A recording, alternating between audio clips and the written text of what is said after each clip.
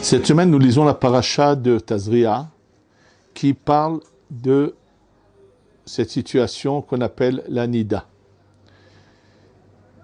Pour comprendre ces lois de la femme qui, lorsqu'elle reçoit son marzor, ses règles, a des conditions qu'on appelle nida, comprendre ce que cela signifie. Le problème qu'on a, pourquoi certains ne comprennent pas, c'est que nous n'avons pas les lunettes qu'il aurait fallu avoir pour pouvoir voir ce qui se passe chez les individus. Je vais donner un autre exemple et après on revenir à la nida. Nous savons que quelqu'un que Dieu préserve est en deuil. Pendant les 7 jours de deuil, il doit appliquer toutes les mitzvot, mais par contre, il est exempt de l'étude de la Torah. Et bien sûr, ça doit nous interpeller. Pourquoi, pas seulement qu'il est exempt, il n'a pas le droit d'étudier la Torah. Pourquoi quelqu'un qui est en deuil n'aurait pas-t-il le droit d'étudier la Torah pendant 7 jours? Pourquoi les mitzvot, il peut toutes les accomplir et la Torah, il ne peut pas l'étudier? Pas seulement ça, dans le Shulchan Aruch, il est mentionné que les endeuillés doivent penser que c'est comme si qu'ils avaient une épée au-dessus du front. Qu'est-ce que cela signifie? En fait, ce qu'il faut savoir, ce qui est ramené surtout dans les textes du Zohar, même dans des Midrashim, ou dans la Gemara même, là on parle de ça, s'il était possible à l'homme de voir tout ce qui se passe autour de lui, la quantité innombrable de forces négatives qui tournent autour de l'individu. Si l'homme pouvait voir ça, il ne pourrait pas vivre, tellement il mourrait de peur, pratiquement. Il pourrait mourir de peur. Simplement, ce qu'il faut savoir, c'est que l'homme a une protection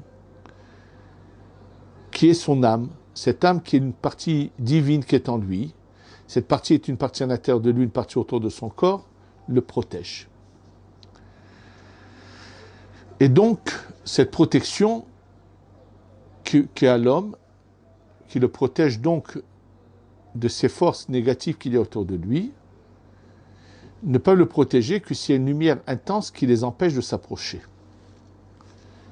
Maintenant, ce que je vais dire peut être mieux compris par rapport au cours précédent des dernières semaines, où on a expliqué qu'en fait, nous agissons sur la source de nos âmes dans les cieux là-haut, dans le monde qu'on appelle le monde de la Hatzilut, et de cette lumière que nous faisons descendre par nos actions là-haut, dans le monde de la Hatzilut, qui est la source de notre âme, et va se répandre vers nous une partie de cette lumière. En fait, le monde de la Hatzilut dans lequel nous devons agir, il se partage en 2 parties. La dernière partie du monde de la Hatzilut, elle se partage en 2 parties. Il y a une partie qu'on appelle le Nefesh et le Ruach, de ces 2 derniers luminaires de la Hatzilut, qu'on pourrait comparer au soleil et la lune, qu'on appelle Tiferet et Malchut, qui sont constamment en action pour que le monde puisse continuer à exister et qu'il ne soit pas complètement détruit. Ce qui fait qu'il y ait constamment tout ce qui est nécessaire pour l'existence du monde. Ce n'est pas là-dessus que nous agissons. Nous agissons, nous avons 3 niveaux supérieurs à faire descendre de l'infini du Ensof, du Tout-Puissant, vers ces 2 derniers niveaux de la Hatzilut. On doit faire descendre ce qu'on appelle la Neshama, ensuite la Chokhma et le Keter. Lorsque, par rapport à notre manière d'agir, nous faisons descendre la Neshama à ce niveau qui est la source de notre âme, qui est la racine d'où notre âme est descendue, de cette Neshama que nous faisons descendre, une lumière se répand vers nous et va être autour de nous. Simplement, la lumière de la Neshama, uniquement, qu'on appelle la Bina, qui vient par les bonnes actions que nous faisons, n'est pas suffisante pour nous protéger.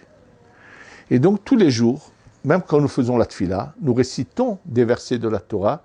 Donc, il y a une sorte d'étude de Torah même dans la tfila, va faire qu'on va faire descendre cette lumière qu'on appelle la lumière de la Chokhma.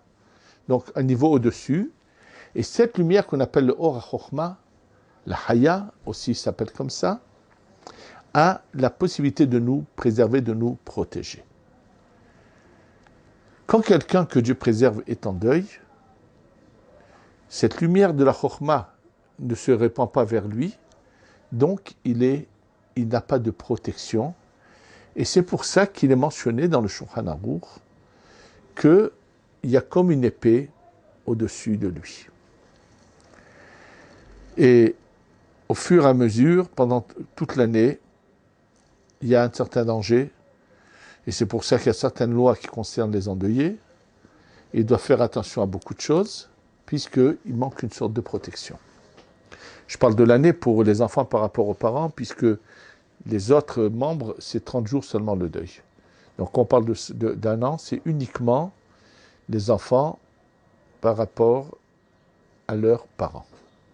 Donc chez l'endeuillé, il se passe quelque chose.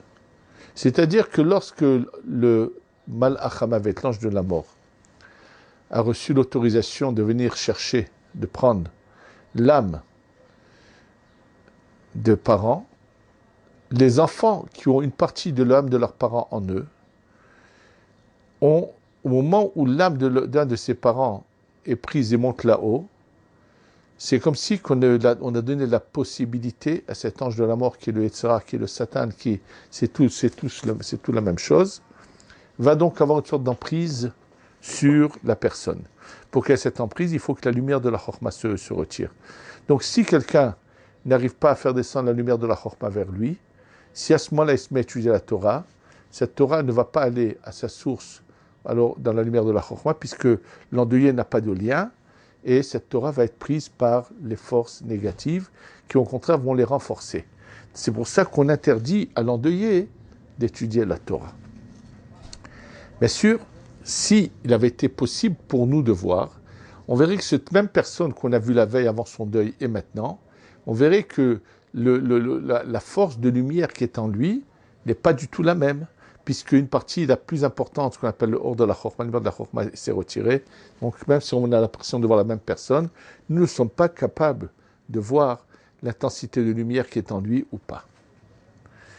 Eh bien, il en est exactement, c'est la même chose, en ce qui concerne la Nida. En fait, la Nida, c'est une femme chez qui une ovule vient de mourir. Et donc, pour que cet ovule meure, on a donné la possibilité au Malach HaMavet, à l'ange de la mort, au Satan, au Yetzirah, de venir et d'avoir une emprise. Et donc, si on pouvait voir à travers les lunettes du ciel, on verrait que chez cette femme, lui manque une partie de cette neshama, de cette lumière qui doit être en elle, s'est retirée.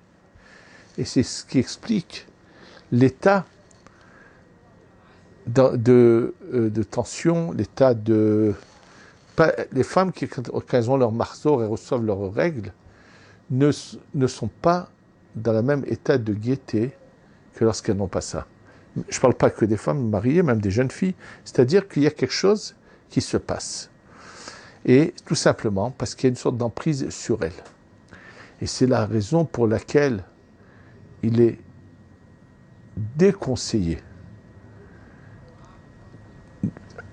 pour une femme d'aller par exemple dans un cimetière pendant la période de ses règles.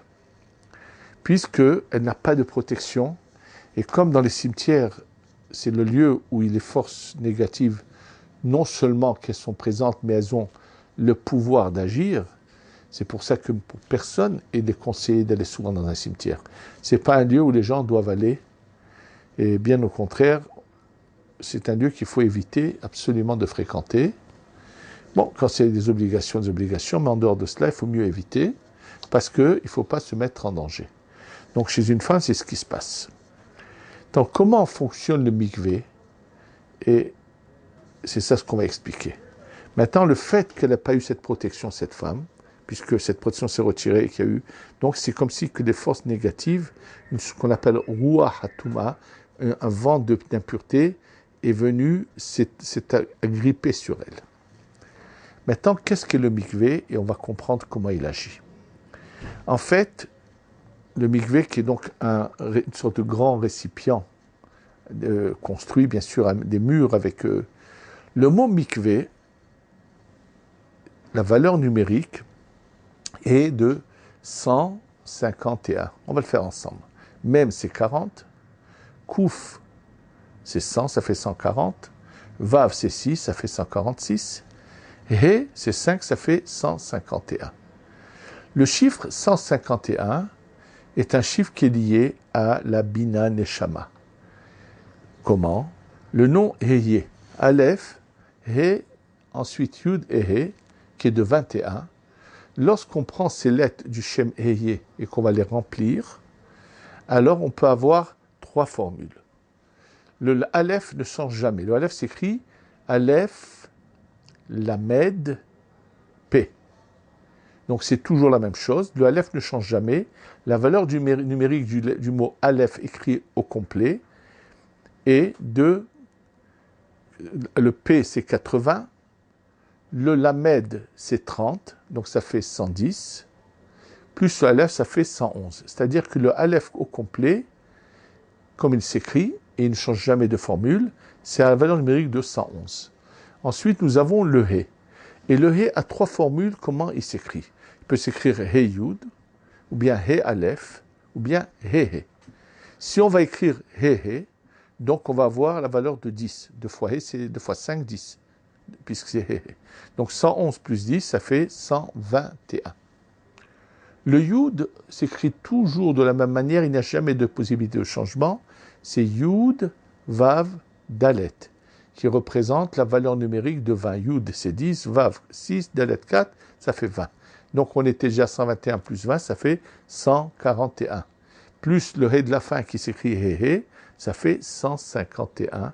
Donc le He écrit de cette manière-là va nous donner la formule de 151 qui représente le mikvé. Il y a 2 autres formules dans le Heye. Un qui représente 161, c'est lorsque j'écris le He avec un Yud, ou 143 quand j'écris le He avec un Aleph. Donc déjà, les murs du mikvé représentent la Bina. L'eau qui est dans le mikvé, le mot Maïm, a la valeur numérique de 90. 90, c'est la valeur des 9 Yud, 9 fois la lettre Yud qui est 10, qui se trouve dans les 4 formules dans lesquelles nous pouvons écrire le nom de Yud, de He, de Vav et de He. J'en ai déjà parlé dans certains cours. Le Yud s'écrit toujours de la même manière, Yud, Vav, Dalet. Le He aussi peut s'écrire ou bien He Yud, ou He Aleph, ou He He. Le Vav peut s'écrire Vav, Yud, Vav, Vav, Aleph, Vav, ou Vav, Vav. Et après, le He peut s'écrire de nouveau ou He Yud, He Aleph, et He. Il y a 4 formules dans lesquelles, la première formule qui représente 72, il y a 4 Yud. La formule qui représente 63, il y a 3 Yud, ça fait 7 Yud. Dans la formule de 45, il y a 1 Yud. Dans la formule de 52, 1 Yud. Au total, nous avons 9 Yud. 9 fois la lettre Yud qui représente la Chokhma. Le Yud représente la Chokhma. Le Yud Chokhma Keduma, que nous chantons dans le Bar Yochai, qui représente la Chokhma. 9 fois le 10, ça fait 90. C'est la lumière qui règne dans cette eau, qui est le or de la Chokhma. Mais bien sûr, pour que la lumière de la Chokhma descende dans cette eau, il faut que cette eau soit versée dans ce mikvé sous des principes que la Torah nous enseigne, c'est-à-dire que ça ne soit pas passé par un ustensile de l'homme, ça vienne une eau qui est complètement qui vient du ciel en direct. Et donc, lorsque la personne rentre dans cette eau, si même un cheveu reste en dehors de l'eau, les forces du mal qui sont agrippées se rattachent à ce cheveu et quand elle ressort, ils vont revenir sur elle. C'est pour ça qu'il faut que la personne s'immerge entièrement dans l'eau et lorsqu'elle rentre dans cette eau de la Chokhma, les forces du mal se séparent d'elle et donc ils ne peuvent plus la toucher. Ça ressemble un peu à ce qui est marqué dans certains livres, des gens qui pensent qu'ils ont été victimes de sorcellerie. Alors, un des moyens qui est mentionné dans certains livres, c'est que cette personne-là prenne une embarcation, aille dans la mer, sorte d'un côté, mais revienne par un autre côté. Puisque la mer représente Yam, c'est aussi la Bina, 50. Donc il y a moyen d'écarter un peu et qu'il y a de l'eau dans la mer, ça écarte un peu les forces de sorcellerie. En tous les cas, donc le mikvé dans lequel va une femme va permettre de lui faire revenir le hors de la chorma qui s'était séparé d'elle. D'ailleurs, on a un peu cette image dans cette paracha que nous venons de lire juste ce Shabbat qui précède, de la paradouma. La paradouma qui vient pour justement purifier celui qui a touché à mort.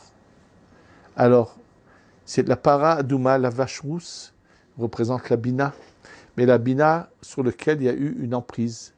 Alors, ce feu par lequel nous devons le brûler, c'est qu'est-ce qu'il représente? Lorsque les béné Israël sont sortis d'Égypte, on leur demande de brûler, de griller l'agneau pascal. L'agneau pascal qui est l'idolâtrie des Égyptiens.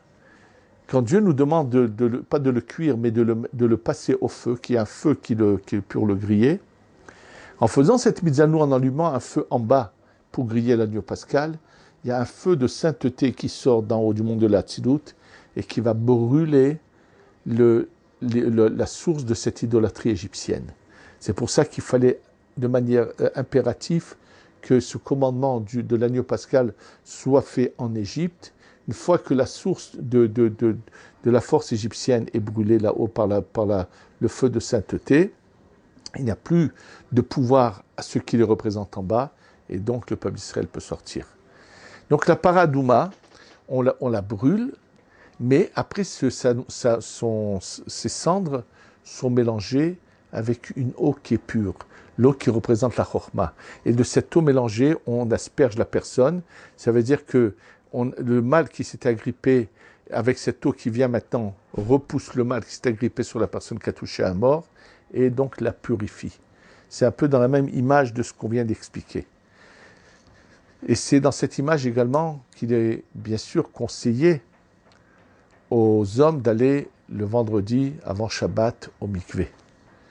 Puisque toute la semaine, nous n'avons pas, même que nous faisons la Torah et tout, mais la puissance de la lumière de la Chokhmah que nous avons Shabbat, nous n'avons pas toute la semaine.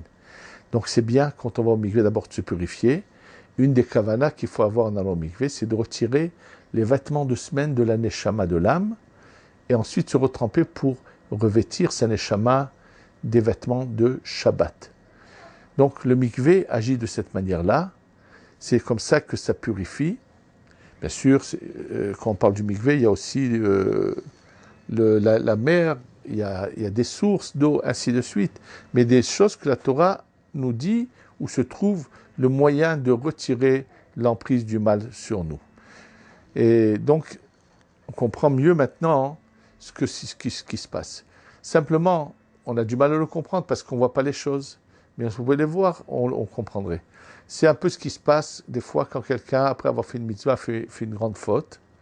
Et la faute qu'il commet provoque que la lumière de la chokhmah qu'il avait fait venir sur lui par la tfila, par son limoud, s'en va et va laisser chez lui des lumières qui vont très fortes mais qui n'ont pas de protection.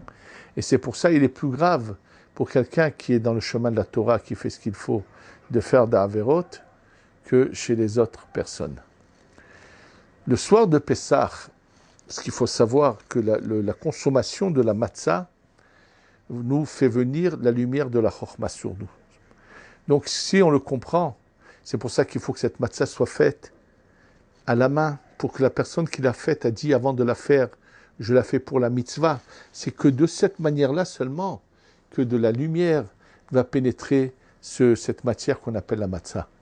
C'est pour ça qu'il est d'abord pour les premiers soirs de Pessah, pour s'acquitter, sachez que on ne peut pas s'acquitter avec les matzot faites à la machine. Donc de toutes les façons, pour le premier soir de Pessah, pour les kazaïtes obligatoires, il faut de manière impérative utiliser de la matzah faite à la main.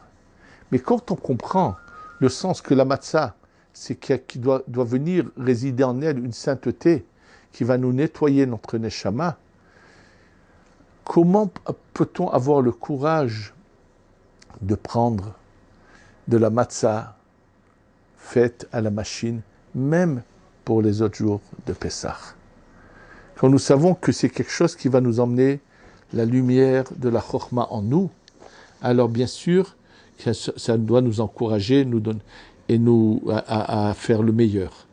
C'est pour ça que je voudrais, par cette occasion, répéter aux gens. Pessah est un moment pour faire une sorte de overall à notre neshama. C'est un moment où notre neshama va se débarrasser de tout ce qui est résidu, de tout ce qui est mauvais, qui a pu se coller à elle pendant le courant de l'année. Pessah n'est pas une fête de loisirs. Pessah est notre naissance spirituelle. Pessah, c'est un moment où on doit un peu oublier, on peut se passer pendant 7 jours de pizza, on peut se passer de beaucoup de choses, et qu'il faut arrêter de chercher à trouver toutes sortes de formules que si on n'a pas des choses qui ressemblent, on voit combien malheureusement de choses graves se sont passées de toutes ces recherches inutiles. Pessah, ça doit être, c'est quelque chose, c'est le Shabbat, comme je vous l'ai expliqué, des temps des fêtes. Et on doit comprendre que c'est pour ça que le soir de Pessah, on doit surtout se concentrer sur cette mitzvah de raconter la sortie d'Égypte pour qu'un maximum de lumière descende. Et c'est ça ce qui doit nous importer. Et non pas, comme je l'ai malheureusement entendu auprès de gens, qui même pendant le Seder, ne connaissant pas la halakha et ne sachant pas qu'on ne doit rien manger jusqu'à qu'on ait mangé les kazaïd de matzah, de korer, le maror, le korer, tout ce qu'il fallait, on ne mange pas. Il y en a qui leur faut avant tout pendant le Seder une table bien garnie pour pouvoir un peu grignoter pendant le Seder. Ce qui est faux, c'est contraire à la halakha. Mais c'est contraire aussi à l'esprit de Pessah, à l'âme de Pessah. Pessah, c'est rien de tout cela. Pessah, c'est vraiment un peu changer, s'améliorer, monter, grimper. Si quelqu'un ne veut pas arriver jusqu'au moment de sa mort avec que dans la tête, la chose qui compte, c'est quel genre qu'est-ce qu'il va manger comme repas à midi, je pense que ces gens-là devraient savoir une chose, que lorsqu'ils vont arriver de l'autre côté, après qu'on les aura jugés, quelle sensation ils auront quand on va les installer là-haut, dans leurs vêtements spirituels avec leur âme, devant une table, on va leur dire, voilà, tu ne bouges pas devant cette table, tu vas avoir à manger non-stop, tout ce que tu rêvais de manger, tu vas l'avoir, et sans interruption. Quel malheur, quelle souffrance, quel regret, mais qui est trop tard. Donc Pessah vient nous éduquer à comprendre la hiérarchie des valeurs. Et donc, c'est le moment de savoir, avant tout, choisir une matzah dont on est bien sûr qu'elle a été faite dans les meilleures conditions, quel que soit le prix. Qu'elle a été faite surtout à la main, c'est très important, et vraiment sous une bonne surveillance comme il se doit. Et une fois qu'on a obtenu vraiment des choses bien faites, parce que malheureusement, beaucoup prétendent faire de la matzah à la main, mais faites très attention. Il y a énormément aujourd'hui de choses on peut vous croyez que c'est des matzot faites à la main, mais c'est fait dans des conditions qui sont terribles, et elles ont même un doute si elles sont pas hametz. Sachez-le, et donc faites très attention de vous procurer des matzot faites à la main sous un hercher dans un lieu qui est vraiment à 100% sans problème. Il y a je peux vous donner une référence qui est très connue, c'est les matzot faites à Komemiyut, qui, je peux vous dire, je vais chaque année, je l'ai vu de mes yeux, je peux vous garantir qu'elles sont à 100% parfaites, mais avec quel plaisir on doit les attendre, avec quel plaisir on doit les manger, sachant qu'elles vont nous apporter une lumière qu'on a besoin pour nettoyer notre neshama. Et c'est donc dans cet esprit-là qu'on doit se préparer à cette fête, qu'Hachem nous aide à avoir constamment le Or HaChokhmah en nous, bien sûr, c'est surtout le Limud Torah, encore plus important pendant la fête de Pessah, de consacrer beaucoup de temps, le maximum de son temps, à l'étude de la Torah, puisque Pessah vient nous apporter la lumière de la Chokhmah, que nous apporte la Torah. Simplement, là même dans la matière, à travers la matzah, nous faisons pénétrer en nous le Or HaChokhmah. Donc, c'est très important. Comme je vous l'ai dit, Pessah n'est pas un loisir, mais c'est une fête de pureté, de sainteté, de kedusha, qui va nous permettre que notre Neshama puisse se reprendre des forces pour affronter l'année qui vient, qu'on puisse continuer à grandir, à s'élever, à se rapprocher d'Hachem et arriver au but de la création pour laquelle nous avons été créés. Qu'Hachem nous aide à nous élever, à nous sanctifier et Be'ezrat Hachem, que nous ayons Bekarov, la Géoula Shlema. Amen, Ken Yehi Ratzon. Yerushalayim